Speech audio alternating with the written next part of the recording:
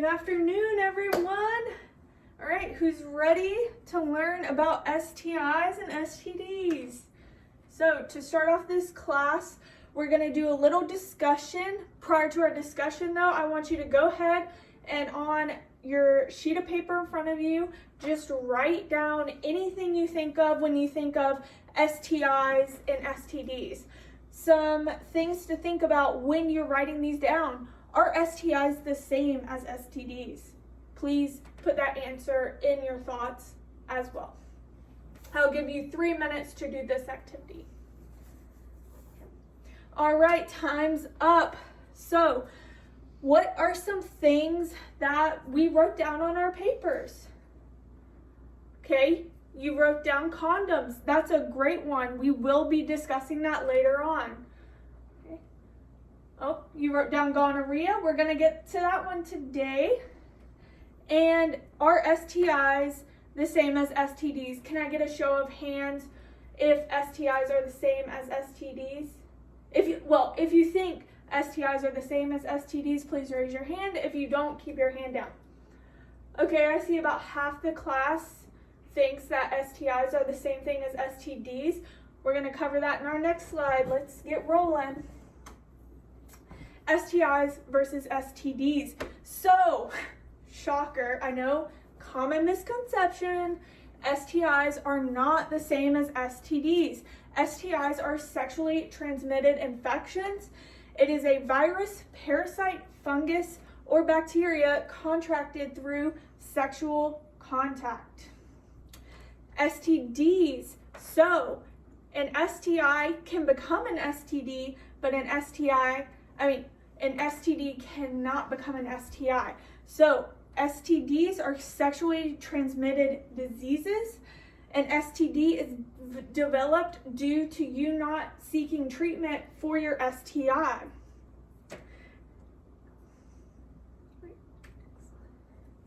Getting into sexually transmitted infections, ways of transmission. So, sexually transmitted infections can be transmitted from person to person by physical or sexual contact. This can be done vaginally, anally, orally, or through other bodily fluids.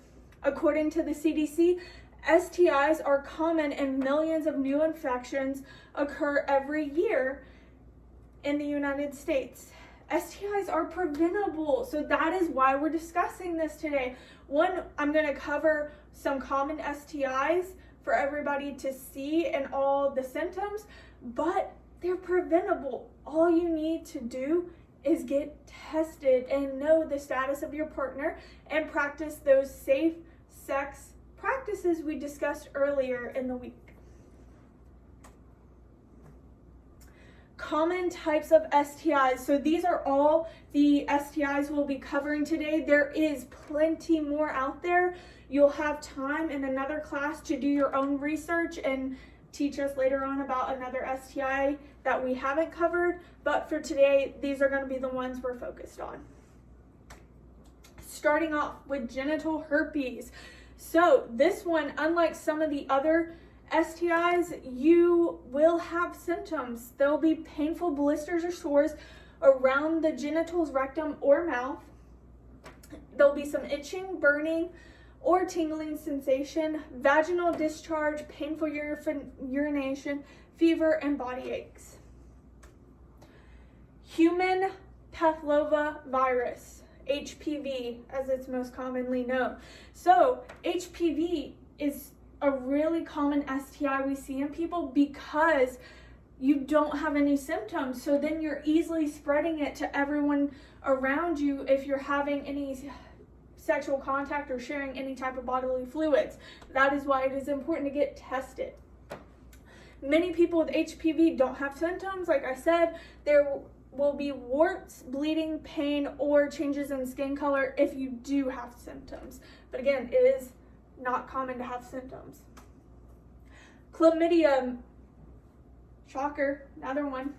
Chlamydia, it's common to not have any symptoms but still have chlamydia and be spreading it to those around you if you're, again, having sexual contact or sharing bodily fluids.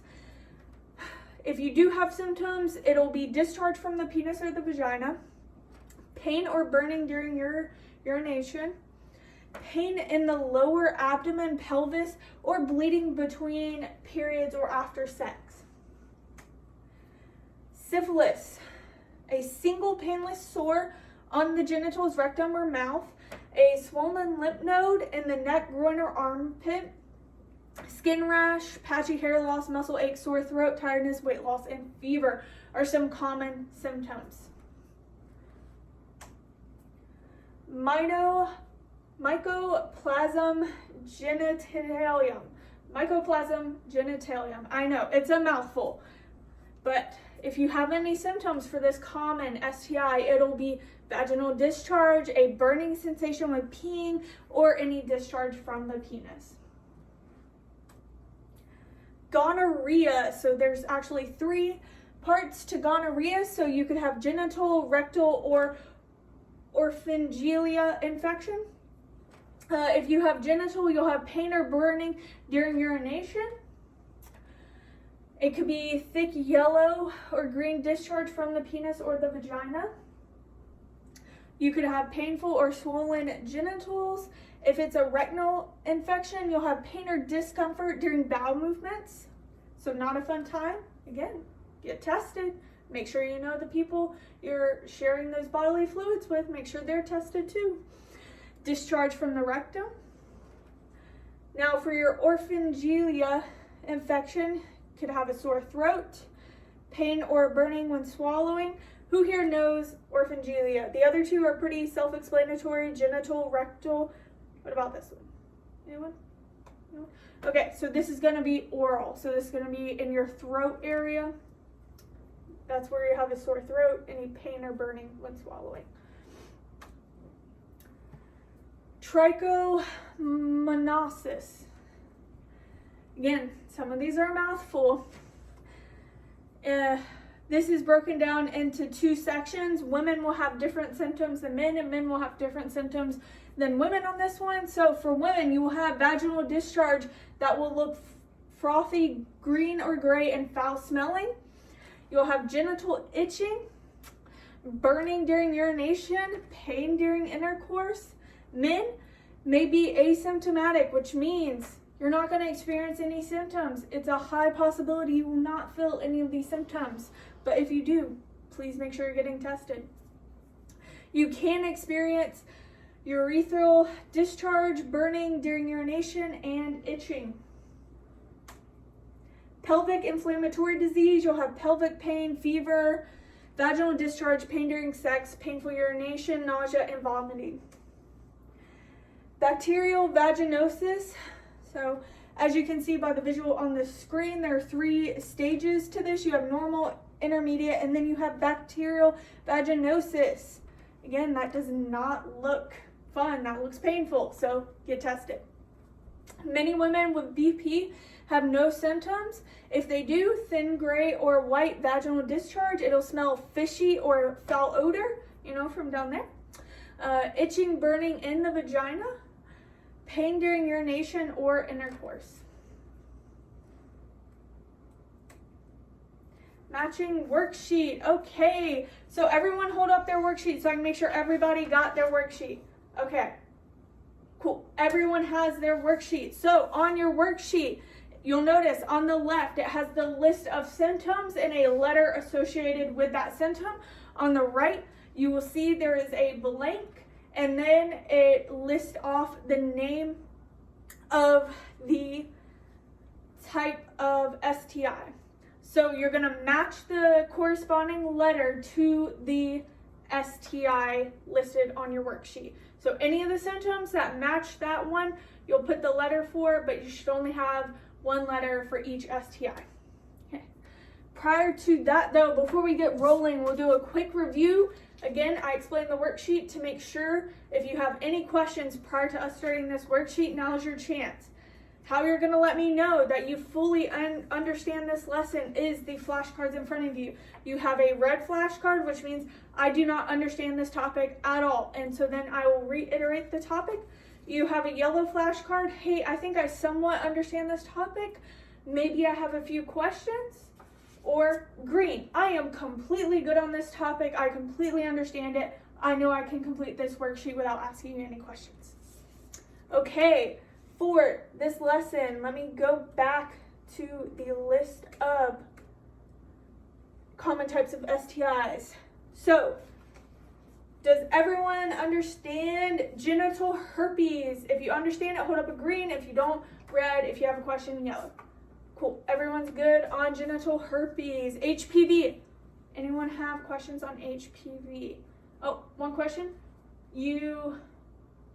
Yes, so HPV is one that does not have, you could have no symptoms and still have HPV. Again, make sure you're getting tested because HPV could be present and you might not have any symptoms. Chlamydia. Cool, we're all green for chlamydia. Syphilis. Okay, all green on syphilis. Again, the mouthful. Mycoplasma genitalium. Awesome, we're all good on that one. Gonorrhea. Good. And trichomoniasis. Good. All right. Pelvic inflammatory disease. We're good. Okay, we're awesome. And bacterial vaginosis. Awesome. All right. Oh, I see one back there is red on bacterial vaginosis. Let me go over that one more time. Okay. As you can see, you may not experience any symptoms, point thing. If you do, it'll be fishy or foul odor smelling from down there. It could be a thin gray or white vaginal discharge. You could have itching or burning, or you could have pain during urination or intercourse. Okay, good now? Awesome, I see all green note cards. All right, go ahead and start your matching worksheet. You will have 10 minutes to complete this worksheet. When you are done with the worksheet, please turn it in on my desk. All right, go ahead and start now.